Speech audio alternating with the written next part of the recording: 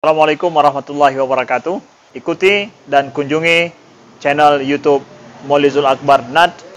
Subscribe, like, share, komen.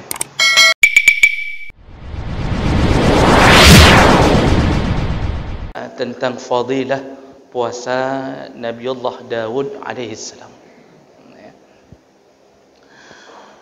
Puasa Nabi Daud sering kita dengarkan, dan tentu dari namanya kita tahu bahawa dihubungkan dengan amalnya Nabi Daud alaihi salam. Cara melakukannya adalah cara Nabi Daud alaihi salam. Yang merekomendasinya adalah Rasulullah sallallahu alaihi wasallam. Dan itu termasuk salah satu puasa yang Rasulullah sangat-sangat menganjurkannya. Caranya yaitu melakukan sehari berselang. Satu hari puasa, besok tidak puasa, lusa puasa, dan seterusnya. Jadi diatur dengan teratur, sekali puasa, sekali tidak. Hari ini puasa, besok tidak, terus saja sampai dia istiqamah dalam puasa itu. Dan itu adalah puasa Nabi Allah Daud alaihissalam. Hukumnya sunnah. Ada cerita Israiliyat, tapi saya tidak mengutipnya pun di dalam referensi, karena saya tidak menemukan sandaran yang kuat dalam masalah ini. Namun untuk kita cerita saja bahawa ada berkembang cerita Israiliyat. Israiliyat itu cerita-cerita yang berkembang di kalangan mulut ke mulutnya orang-orang Bani Israel. Jadi di Bani Israel itu banyak cerita, dan rata-rata cerita mereka lebih kepada dongeng. Dan itu banyak sekali cerita tentang masalah itu. Di antaranya mereka menceritakan kenapa sejarah munculnya puasa Nabi Daud alaihissalam. Jadi kenapa asal usul muncul puasa Daud. Dalam cerita Israiliyat disebutkan ini berawal karena Nabiullah Daud, atau dalam bahasa Inggris disebut David. Nabiullah Daud ini menikah sudah 99 orang. Dan ini Allah sebutkan. Artinya kasus ini benar adanya, tapi mereka nanti mengolah cerita ini. Jadi Allah yang sebutkan dalam Al-Quran, Nabiullah Daud itu sudah punya 99 isteri. 99 Pak, bukan 9. Memang pada waktu itu belum ada syariat membatasi isteri. Jadi bayangkan 99 isteri. Kemudian Nabi Daud mengutus seorang panglima perangnya untuk menuju ke medan perang. Disebutkan namanya Arya. Dan ketika panglimanya ini berada di medan perang, ternyata Nabi Daud takjub kepada kecantikan isteri panglimanya ini. Dan akhirnya beliau meminta supaya diceraikan oleh panglimanya dan untuk menikah dengannya. Nah, itu disebutkan dalam Al-Quran. Nah, Allah ingin menegur Nabi Allah Daud dengan mengutus dua malaikat menjelma jadi manusia, lalu masuk ke hadapan istana Daud alaihissalam, dan mereka mengatakan bahawa mereka punya kasus yang harus diselesaikan. Makanya mereka meminta petunjuk dari Nabi Allah Daud. Apa kasusnya? Yang satu mengatakan bahawa dia telah mempunyai 99 kambing, sedangkan temannya yang satu hanya punya seekor kambing. Jadi yang punya seekor kambing komplain karena rupanya yang punya 99 kambing ingin memiliki satu kambing tersebut dengan berbagai cara. Lalu langsung Nabi Allah Daud, singkat cerita, Nabi Allah Daud menghukumi itu tidak boleh, itu zalim, batil. Disitulah kemudian malaikat ini mengatakan, kalau begitu ya Nabi Allah, engkau telah melakukan kezaliman. Kami utusan Allah, engkau telah melakukan apa yang telah engkau katakan. Di situ Allah menegur Nabi Allah Daud. Dan ini di antara ciri maksum. Maksum itu dijaga Allah, bukan bermakna tidak pernah tergelincir. Karena Nabi pun maksum, Nabi Muhammad maksum, tapi tergelincir. Waktu tidak mau memperhatikan seorang buta yang ingin berdiskusi dengan Nabi. Jadi Nabi sibuk berbicara dengan pembesar Yahudi. Sehingga Nabi merasa ini sudah Islam, yang buta ini sudah Islam.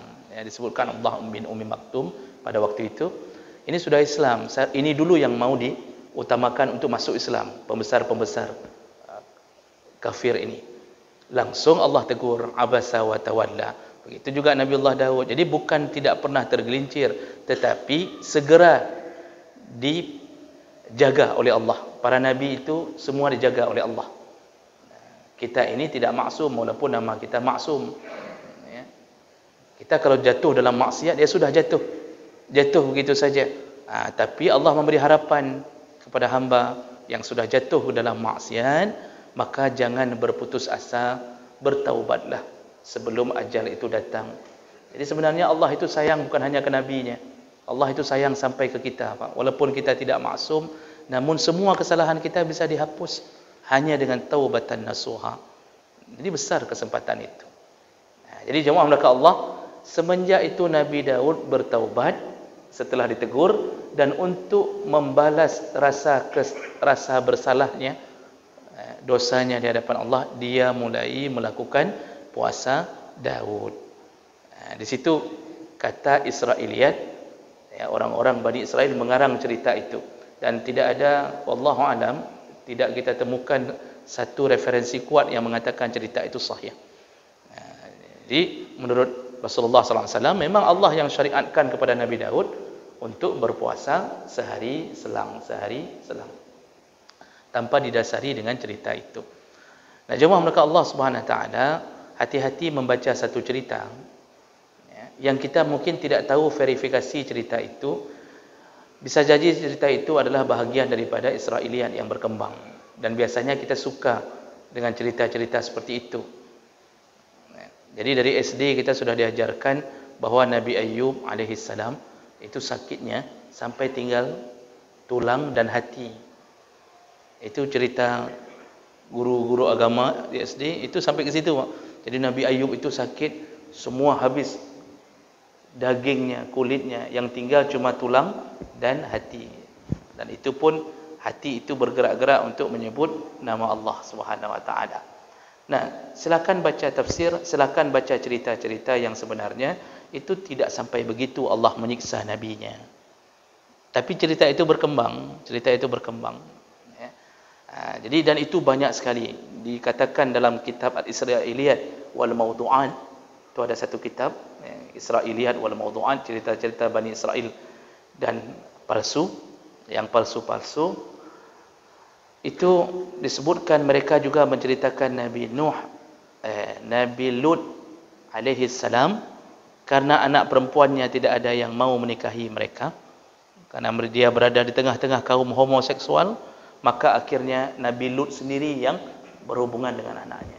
Itu disebutkan dalam kitab Al-Israiliyat itu. Begitu mereka mengarang cerita. Makanya orang yang terkena Israiliyat itu kalau ceramah pun, Pak, suka berdongeng. Yang dongengnya dia tidak bisa bertanggungjawabkan. Dari kitab apa, siapa yang mengatakannya, sandarannya mana, dia tidak bisa mengatakannya.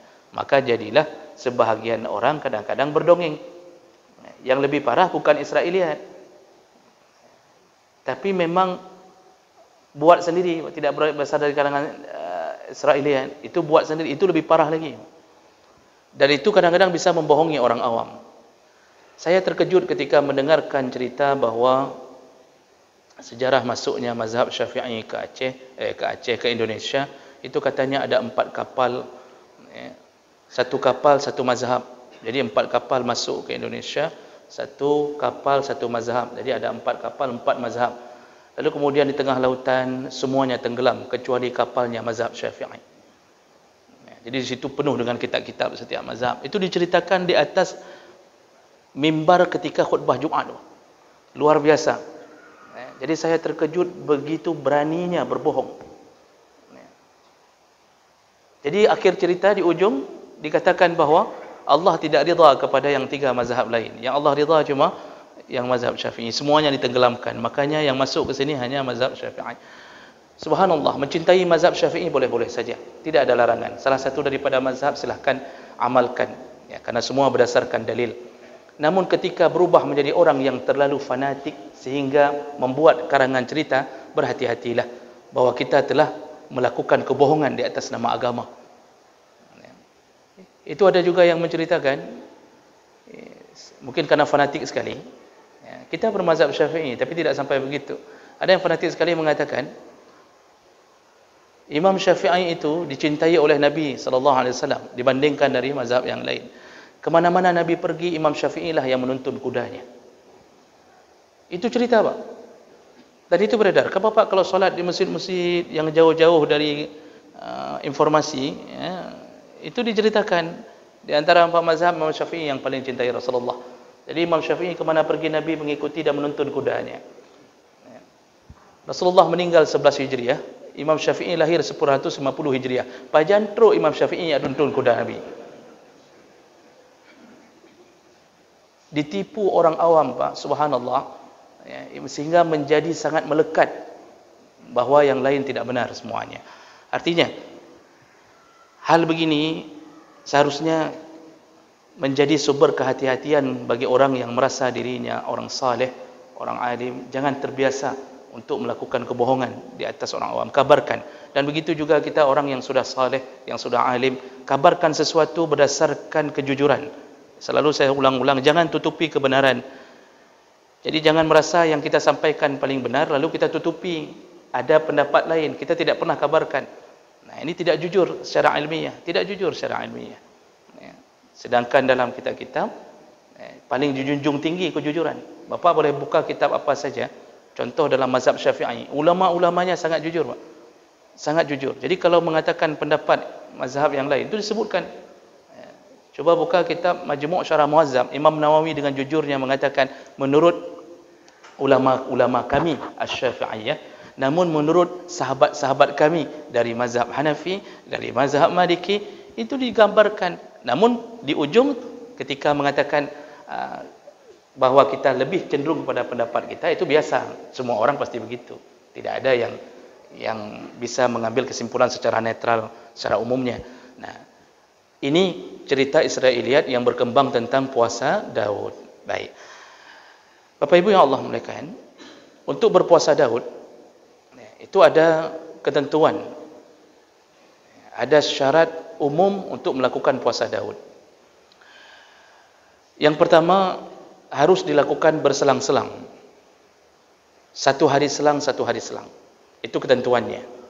Karena Nabi yang menjelaskannya. Hadis nanti akan ada di dalam fadilah.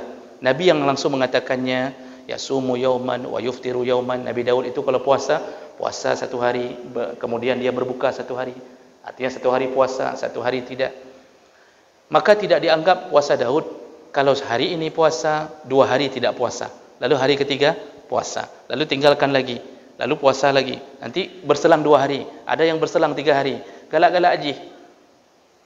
Itu tidak disebut puasa Daud. Puasa Daud itu syaratnya harus sehari selang, sehari selang.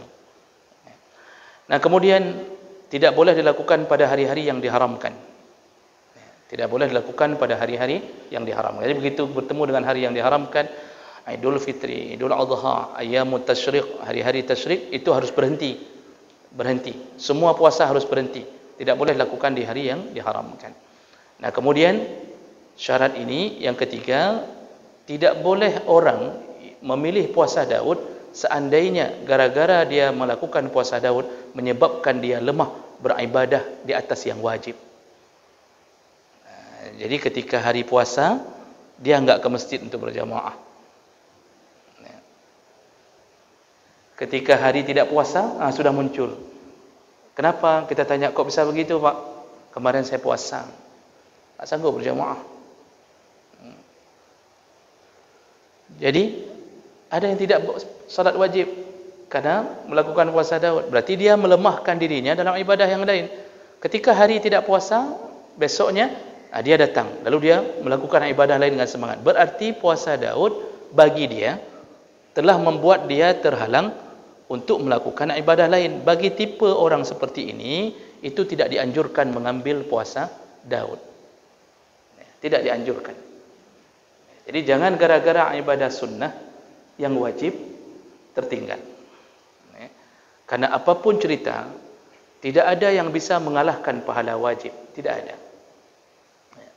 Al-wajiban muqaddam ala sunnah. Yang wajib tetap lebih utama daripada yang sunnah. Al-wajib muqaddam ala sunnah. Itu tetap lebih utama. Jadi jangan mengira bahawa ada orang yang mengira salat sunnah qabliyah subuh itu lebih hebat daripada salat subuhnya. Sehingga dia kejar qabliyahnya, lalu dia tidak kejar subuhnya. Oh, ketika Allah mengatakan tentang beberapa ayat tentang salat tahajud, ya ayyuhal muzammil qumil laila illa qalila, dan seterusnya, wa minal laili fatahajjad bihi nafilatan lak. Allah sangat suka orang yang salat di tengah malam, lalu dia lakukan salat di tengah malam. Semangatnya, rajinnya, subhanallah. Tapi dia tinggalkan subuhnya. Ini sudah salah faham. Ini sudah salah faham. Jadi tidak boleh orang yang mengambil puasa Daud dengan keadaannya dia yakin menyebabkan dia lemah mengamalkan amalan yang wajib. Bagi orang ini tidak dianjurkan. Jadi bagaimana tidak dianjurkan? Artinya ambil yang lain. Boleh Senin Kamis, boleh 3 hari dalam setiap bulan, ambil yang lain, jangan ambil puasa Daud. Dan ini disimpulkan dalam kitab Rawdatul Talibin. Dan para ulama lain pun setuju dengan syarat ini. Nah, karena puasa Daud, Bapak Ibu maka Allah, ini tidak bisa kita melakukannya kambuhan. Misal ni bulan Januari kita ambil puasa Daud.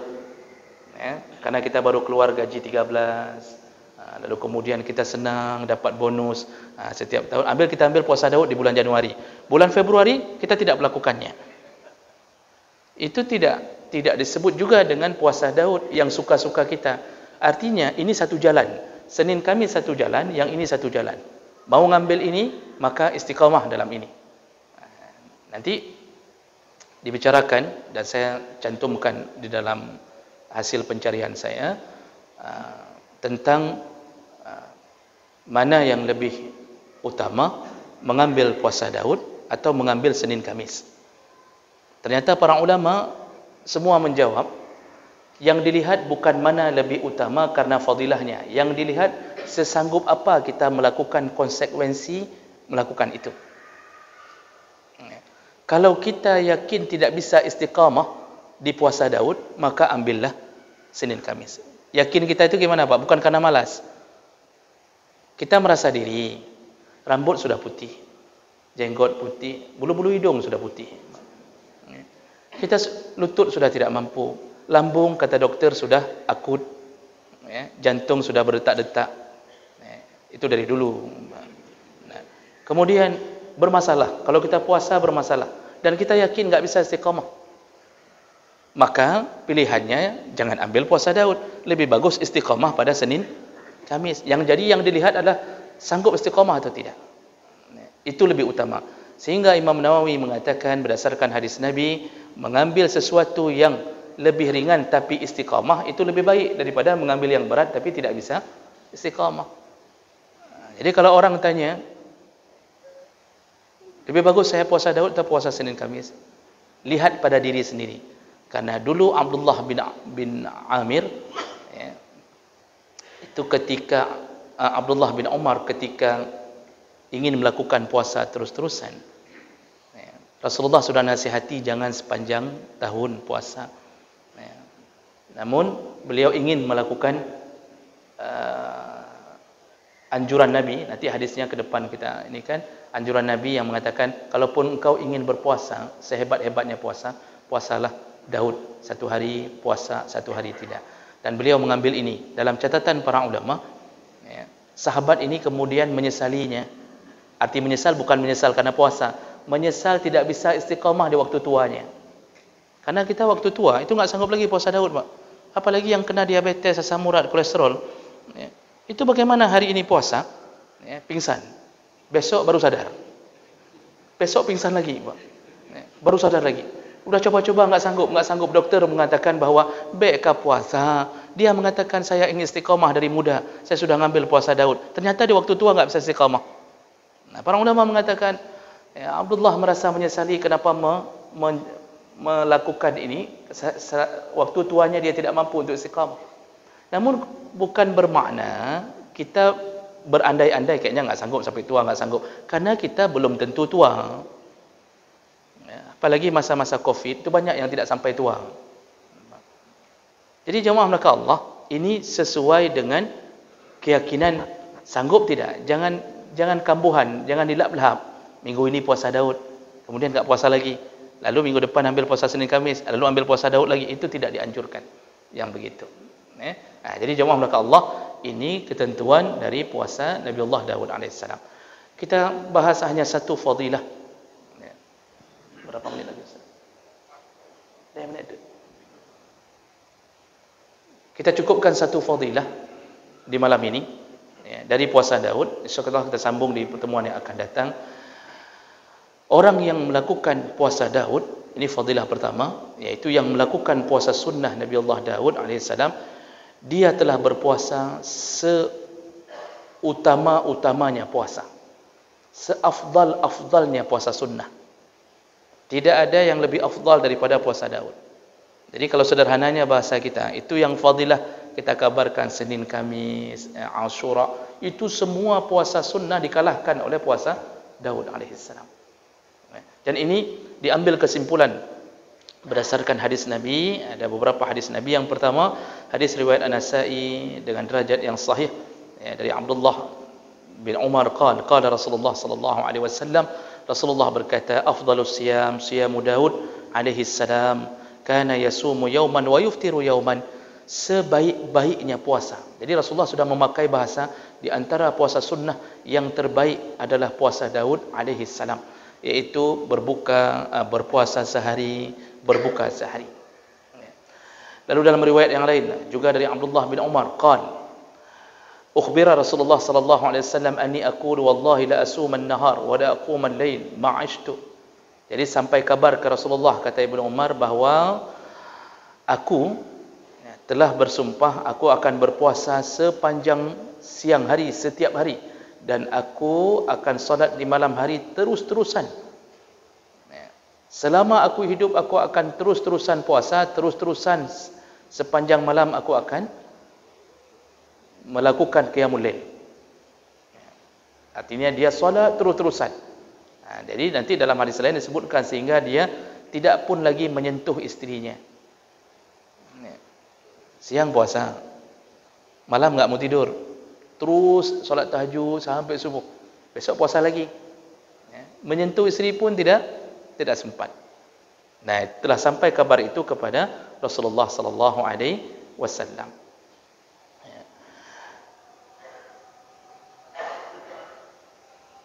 Sudah selesai. Berarti kita tidak cukup waktu, Pak. Kita sambung insya-Allah di pertemuan yang akan datang. Dan semoga bapa yang hadir, ibu yang hadir, Allah telah catatkan pahala, dan semoga Allah Subhanahu wa taala mengumpulkan kita kembali di dalam surganya. Amin ya rabbal alamin. Subhanakallahumma bihamdik, asyhadu an la ilaha illa anta, astaghfiruka wa atubu ilaik. Wassalamu alaikum warahmatullahi wabarakatuh.